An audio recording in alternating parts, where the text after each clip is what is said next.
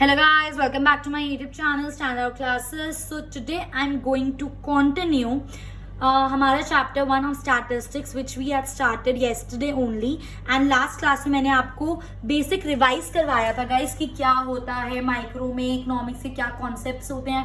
Consumer पढ़ा था, consumption पढ़ा था, प्रोड्यूसर पढ़ा था, प्रोडक्शन पढ़ा था, सेविंग्स पढ़ा था, इन्वेस्टमेंट पढ़ा था। ये सारे मैंने आपको बताए थे क्या होता है, कॉम्पोनेंट्स होते हैं इकोनॉमिक एक्टिविटी के। इकोनॉमिक एक्टिविटी के कौन कौन से कॉम्पोनेंट्स होते हैं? Consumption, production, savings and investment. What is economic activity? Economic activity वो एक्टिविटी होती है जिसके अंदर हम अपने कैसे बेसिक लिमिटेड रिसोर्सेज को यूज करते हैं to satisfy our unlimited wants. ठीक है, इकोनॉमिक्स क्या होता है? लोगों का बिहेवियर पढ़ना कि वो कैसे लिमिटेड रिसोर्सेज को यूज करेंगे अपने वांट्स को सेटिस्फाई करने के लिए। इकोनॉमिक प्रॉब्लम क्या होती है? Problem of choice. किन तीन चीजों की वजह से ये आकार होती है? Because wants are unlimited, resources are scarce, scarce मतलब limited, and they have alternative uses. अगर रिसोर्सेज अनलिमिटेड होते तो कोई प्रॉब्लम ऑफ चॉइस आता ही नहीं, हमें प्रायोरिटाइज करने की जरूरत ही नहीं पड़ती। हमारे पास बहुत सारे रिसोर्सेज हैं, फिर चाहे कितनी डिमांड हो हम सारी फुलफिल अपनी कर सकते हैं। तो अगर स्कैसिटी नहीं होती रिसोर्सेज की तो लोगों को चूज नहीं करना पड़ता, लोगों को चूज नहीं करना पड़ता तो कोई इकोनॉमिक प्रॉब्लम नहीं होती, और अगर इकोनॉमिक प्रॉब्लम नहीं होती तो इकोनॉमिक्स ही नहीं बनती, जो कि प्रैक्टिकली पॉसिबल नहीं है। तो ये था एक छोटा सा रिवीजन जो हमने लास्ट क्लास में पढ़ा था। मैं इसलिए पढ़ा रही हूँ क्योंकि मैं कंटिन्यू कर रही हूँ इसी चीज को आगे, तो ये चीज आपको क्लियर होनी चाहिए। So now today I am going to start further chapter 1 of statistics and I'm going to start with components of economics. What are the components of economics, guys? As you can see here, we have three components of economics. First is consumption, second is production, and third is distribution. Okay, what is consumption? कल हमने पढ़ा था consumption is basically using up the, consuming the utility value. Utility क्या होता है? Capacity of goods and services जो हम consume कर रहे हैं, किस लिए? For direct satisfaction of our wants.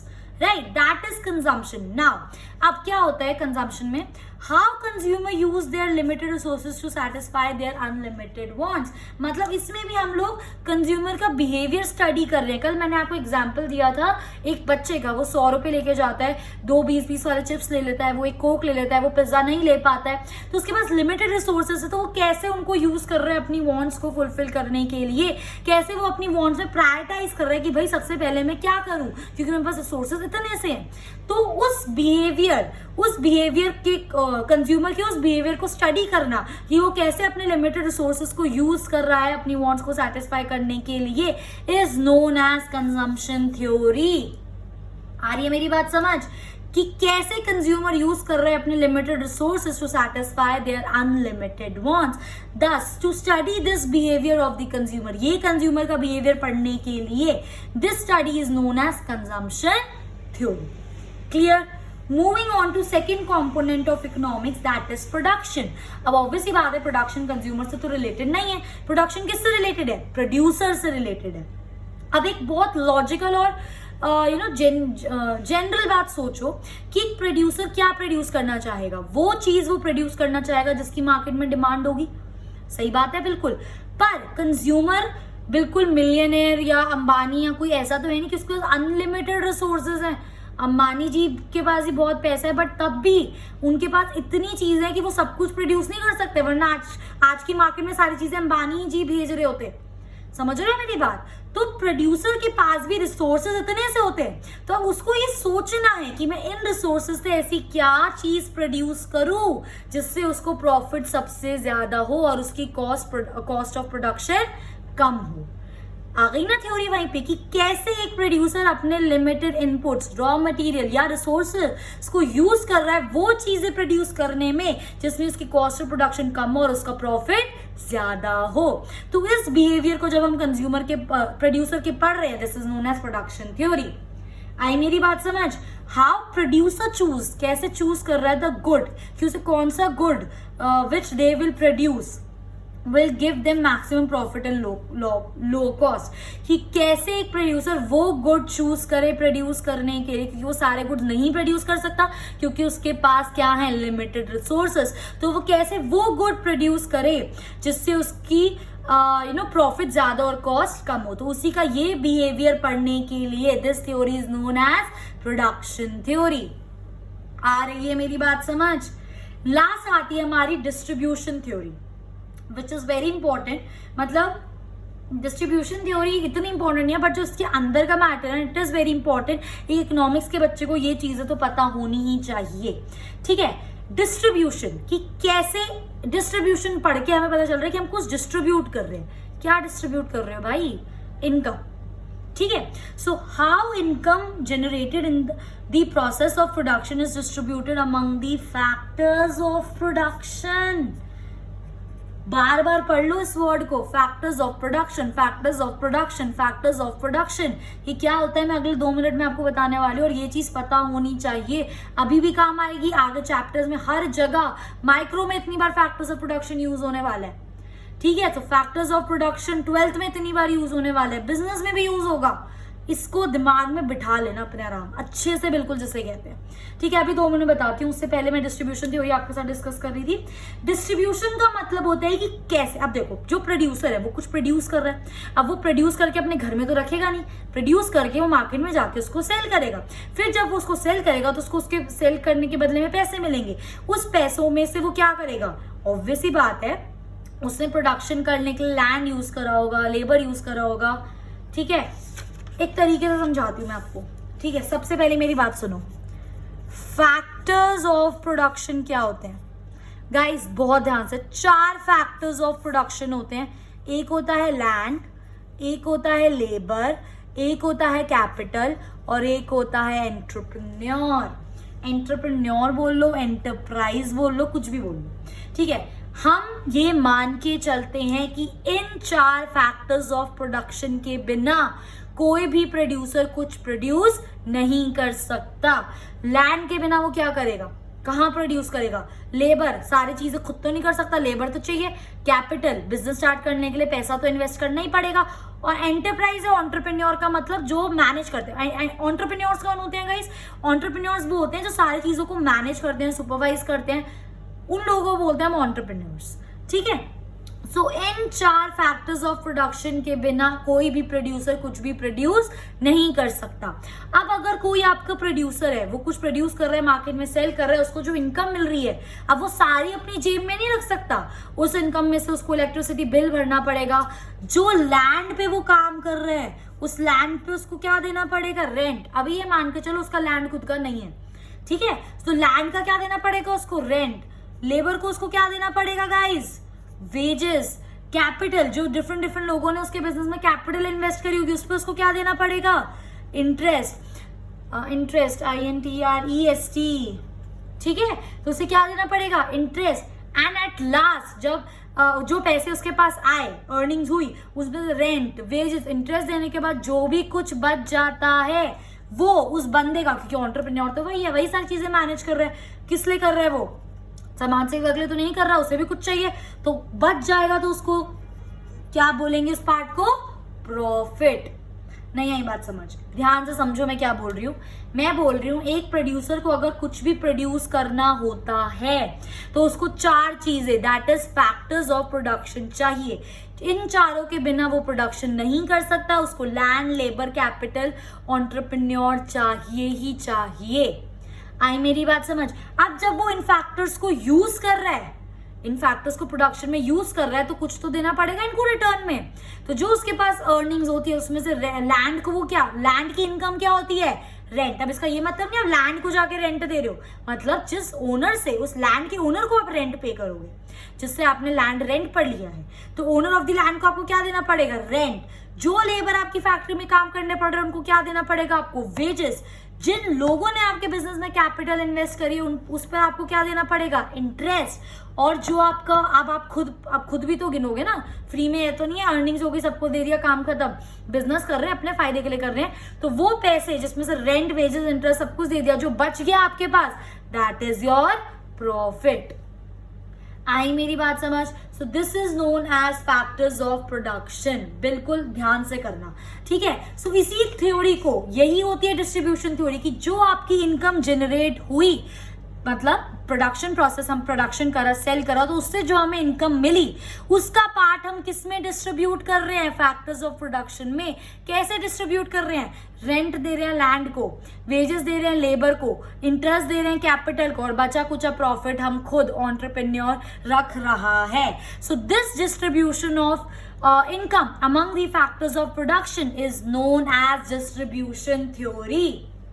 अब आई होप ये बिल्कुल अच्छे से क्लियर हो गई होगी बात। मैं फिर बोल रही हूँ, फैक्टर्स ऑफ प्रोडक्शन थ्योरी बहुत ज्यादा इंपॉर्टेंट है। एटलीस्ट ये तो पता होना चाहिए फैक्टर्स ऑफ प्रोडक्शन क्या होते हैं। टिप्स पे, लैंड, लेबर, कैपिटल, एंटरप्रेन्योर, इनकी इनकम क्या होती है, लैंड को रेंट, लेबर को वेजेस, कैपिटल पे इंटरेस्ट एंड एंटरप्रेन्योर को प्रॉफिट। छोटा सा क्वेश्चन है मेरा आपसे, guys, what is the difference between salary and wages? 11th के स्टूडेंट हो, अज्यूम कर रही हूँ इतना तो पता होगा, ठीक है। What is the difference between salary and wages? फटाफट से मुझे कमेंट बॉक्स में करके बताना, गूगल मत कर लेना, ठीक है, आपकी नॉलेज के लिए मैं बता रही हूँ, ठीक है। Once I get the answers I will definitely discuss in my next video that what is the difference between salary and wages with you guys. Clear? So मुझे कमेंट बॉक्स में पक्का बिल्कुल लिख के बताइएगा कि आपको क्या लगता है without Google. Okay, so I hope factors of production clear है। इनकम जब हम कैसे डिस्ट्रीब्यूट करते हैं फैक्टर्स ऑफ प्रोडक्शन में, फैक्टर्स ऑफ प्रोडक्शन क्या होते हैं, लैंड, लेबर, कैपिटल, एंटरप्रेन्योर। कैसे इनकम डिस्ट्रीब्यूट होती है, लैंड को रेंट, लेबर को वेजेस, कैपिटल पे इंटरेस्ट एंड एंटरप्रेन्योर को प्रॉफिट। तो उस थ्योरी को हम क्या बोलते हैं, डिस्ट्रीब्यूशन थ्योरी। तो ये हो गई आपकी तीन थ्योरी, तीन components of economics, that is consumption theory, production theory and distribution theory. I hope guys ये चीज अब आपको क्लियर है। Moving on to next concept, micro and macro. और आई नो ये आपने पढ़ा हुआ है, बस हल्का सा हम लोगों को, क्योंकि हम स्टैट्स पढ़ रहे हैं, स्टार्टिंग वीडियो में मैंने आपको बताया था स्टैट्स और इकोनॉमिक्स का बहुत गहरा रिश्ता है। तो अगर आपको स्टैट्स समझना है तो उसके लिए आपको सबसे पहले इकोनॉमिक्स समझना पड़ेगा क्या होता है। इसलिए हम यहाँ पे आपके साथ थोड़े थोड़े इकोनॉमिक्स के बेसिक कॉन्सेप्ट डिस्कस कर रहे हैं, जो आगे हायर स्टडीज में और 12th में भी आपके काम आएंगे। क्लियर? सो माइक्रो क्या होता है? माइक्रो इज बेसिकली जब हम इकोनॉमिक प्रॉब्लम से डील कर रहे हैं at a individual level, and macro क्या होता है, जब हम इकोनॉमिक प्रॉब्लम से डील कर रहे हैं at a economy as a whole. For example, मैं किसी इंडस्ट्री की इकोनॉमिक प्रॉब्लम से डील कर रही हूँ, या मैं किसी फर्म की, या किसी एक इंडिविजुअल सोल प्रोप्राइटर की मैं एक इकोनॉमिक प्रॉब्लम से डील कर रही हूँ, तो वो एक सारा क्या है, माइक्रो लेवल पे, क्योंकि हम एक इंडिविजुअल की बात कर रहे हैं। इंडिविजुअल का मतलब हर बार ये नहीं कि सिर्फ एक इंसान, इंडिविजुअल, एक इंडस्ट्री भी एक इंडिविजुअल हो गई, एक फर्म हो गई, समझ रहे हो मेरी बात। एंड जब आप यही इकोनॉमिक प्रॉब्लम पूरे वर्ल्ड के नजरिए से, economy as a whole, economy में जितनी भी इंडस्ट्रीज हैं, जितनी भी फर्म्स हैं, जितने भी लोग हैं, उनके पर्सपेक्टिव से इकोनॉमिक प्रॉब्लम से हम डील कर रहे हैं, that is known as macro economics. इतना आपको पता होना चाहिए being a student of commerce. Clear हुई मेरी बात? बस इतना याद रखा करो, माइक्रो मतलब dealing with economic problem at the individual level, and macro मतलब dealing with economic problem as at a economy as a whole level. Clear हुई मेरी बात? ठीक है। अब finally we are going to start what is statistics. अब तक हम लोग डिटेल में पढ़ चुके हैं इकोनॉमिक्स क्या होता है, इकोनॉमिक्स के क्या क्या कंपोनेंट्स होते हैं, सब पढ़ लिया। अब बात आती है पढ़ने की कि स्टैटिस्टिक्स क्या होता है। उसके बाद बात आती है पढ़ने, रिलेट करने की स्टैटिस्टिक्स को और इकोनॉमिक्स को। तो इस वीडियो में आपके साथ डिस्कस करने वाली हूँ फाइनली स्टैटिस्टिक्स होता क्या है। ठीक है, सुनने में बड़ा इंटरेस्टिंग नेम है, एक्चुअली अपने आप में एक पूरा सब्जेक्ट है स्टैटिस्टिक्स, जो आप हायर स्टडीज में जाकर पढ़ोगे। ठीक है, सो देसी भाषा में अगर मैं आपको बताऊं, देसी भाषा में in layman's language, statistic is basically collection of numbers, collection of numbers. ठीक है, और आप कह सकते हो collection of quantitative information, that is statistics. ठीक है, बट सबसे पहली चीज इस वर्ड से आपको ये दोनों चीजों में आपको डिफरेंस पता होना चाहिए। दो तरीके के वर्ड होते हैं, एक होता है क्वांटिटेटिव और एक होता है क्वालिटेटिव। ये डिफरेंस पता होना चाहिए, वर्ड्स में कंफ्यूजन नहीं। क्वांटिटेटिव मतलब क्वांटिटी, क्वांटिटेटिव मतलब वो information which you can express in numbers, वो information which you can express in numbers. And qualitative वो इंफॉर्मेशन, क्योंकि क्वालिटी की बात हो रही है, which you can not express in numbers. आई मेरी बात समझ में क्या बोल रही हूं? क्वालिटेटिव वो इन्फॉर्मेशन होती है जिसको आप नंबर्स में एक्सप्रेस कर सकते हो, और क्वांटिटेटिव वो इन्फॉर्मेशन होती है जिसको आप नंबर्स में एक्सप्रेस नहीं कर सकते। एग्जाम्पल दूं, क्वालिटेटिव मतलब किसी गर्ल की ब्यूटी, किसी लड़के का IQ, intelligence level of the students. ठीक है, अब आप क्या कैसे करोगे? 4 IQ, 5 IQ, 1000 IQ, 10,000 IQ, कैसे करोगे? तो वो सारी चीजें, ब्यूटी को कैसे करोगे? इतना 50 मुझे बोलना भी नहीं आ रहा क्योंकि हम उसको कर ही नहीं सकते। 50 समथिंग इतनी सुंदर है, कैसे करोगे? मतलब समझ रहे हो? तो वो सारे फैक्टर्स जिनको हम नंबर से मेजर नहीं कर सकते उनको हम क्या बोलते हैं? Qualitative factors. और वो सारी चीजें जैसे हाइट हो गया, वेट हो गया, पॉपुलेशन कितनी है, डेथ रेट कितना है, इन सारी चीजों को हम नंबर्स में लिख सकते हैं, उनको हम क्या बोलते हैं? Quantitative information. तो statistics is a collection of only quantitative information. Qualitative का इससे कोई लेना देना नहीं है। दैट मीन्स अगर मैं किसी बच्चे से पूछती हूँ जो कॉमर्स का स्टूडेंट नहीं है, मैंने एक ही ऐसे स्टूडेंट से नॉर्मल पूछा कि व्हाट इज स्टैटिस्टिक्स, उससे मुझे बोला कलेक्शन ऑफ नंबर्स या फिर कलेक्शन ऑफ क्वांटिटेटिव इंफॉर्मेशन। मैंने बोला बिल्कुल सही बात। बट अगर यही क्वेश्चन मैं आप लोगों से पूछ लूँ, ठीक है, या फिर यही क्वेश्चन मैं किसी कॉमर्स के स्टूडेंट से पूछ लूँ, किसी इकोनॉमिक्स के स्टूडेंट से पूछ लूँ, और वो मुझे ये आके बोले कि statistics is the collection of quantitative information, मैंने बोलना भाई ये पढ़ा है क्या 11वीं 12वीं में? ये तो एक ऐसे बच्चे से पूछो जिसने बिल्कुल दूर दूर तक कॉमर्स और स्टैट्स नहीं पढ़ी। समझ रहे हो? तो अब मैं आपको रियल मीनिंग बताने वाली हूँ स्टैट्स के टर्म्स में, कॉमर्स के टर्म में कि स्टैटिस्टिक्स होता क्या है। ठीक है, लेमन लैंग्वेज में क्या था? It is a collection of quantitative information. हमने नंबर्स कलेक्ट कर लिया भाई, नंबर्स कलेक्ट करके काम खत्म, बस कलेक्ट करके छोड़ दो। फॉर एग्जाम्पल मैं अपनी सोसाइटी के इनकम, एवरेज इनकम निकालना चाहती हूँ, तो मैंने सबकी घर घर जाके सबकी मैंने एनुअल इनकम पूछे, मैंने कलेक्ट करके डेटा रख दिया, खत्म स्टैटिस्टिक्स। क्या करना है मुझे उस डेटा का? क्या करना है? क्यों कलेक्ट करा था मैंने वो डेटा? समझ रहे हो मेरी बात?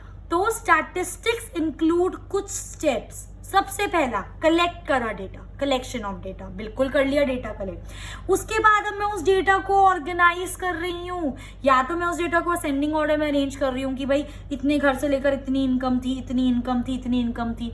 ठीक है, मतलब असेंडिंग डिसेंडिंग ऑर्डर में कैसे भी मैं उस डेटा को ऑर्गेनाइज कर रही हूँ अच्छे से। ठीक है, ताकि मैं उस डेटा को समझ सकूं। सिर्फ डेटा कलेक्ट करना will not serve my purpose. मेरा पर्पस क्या है? एवरेज इनकम निकालना अपनी सोसाइटी के लोगों की।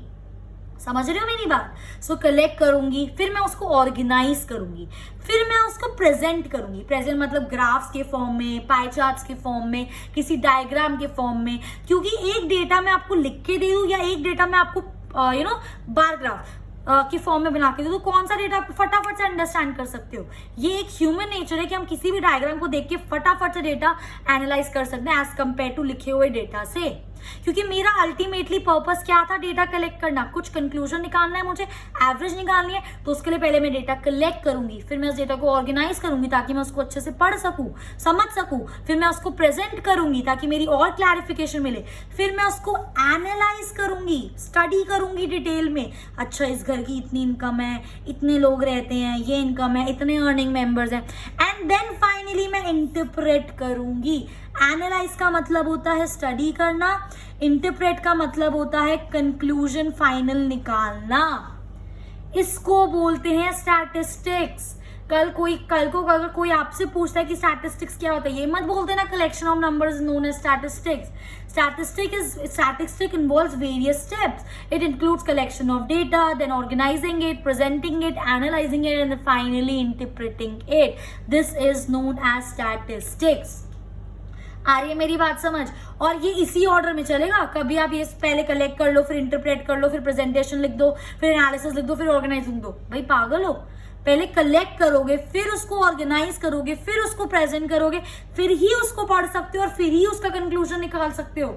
ये इसी ऑर्डर में चलेगा, इसका ऑर्डर उल्टा पुल्टा नहीं कर सकते। बार बार बोल रही हूँ, ठीक है? ऐसा नहीं हो सकता पहले कलेक्शन फिर इंटरप्रिटेशन। भाई कलेक्शन के बाद सीधा इंटरप्रिटेशन कैसे कर सकते हो? रॉ डेटा है अभी आपके पास, आपने कुछ अरेंज नहीं करा, कुछ नहीं करा, कैसे कंक्लूजन निकालोगे उसमें से? तो रॉ डेटा को पहले अच्छे से साफ करोगे, क्लीन करोगे, ऑर्गेनाइज करोगे, प्रेजेंट करोगे, फिर उसको स्टडी करोगे, फिर फाइनल में कंक्लूजन निकालोगे। So this is known as statistics. आई मेरी बात समझ? मैं 110% श्योर हूँ सारे स्टूडेंट्स को ये चीज बिल्कुल अच्छे से क्लियर हो गई होगी। सो गाइज, अब हमने स्टार्ट कर दिया है फाइनली स्टैटिस्टिक्स क्या होता है. In my coming videos I will be discussing statistics as a plural noun, statistics as a singular noun, importance, features, बहुत सारी चीज़ें आगे पढ़ने को. बहुत इंटरेस्टिंग सब्जेक्ट है. सो आई होप आपको ये वीडियो हेल्पफुल लगा होगा. So if you like my video please do like, share and subscribe. Share with your friends more and more and keep watching. Thank you.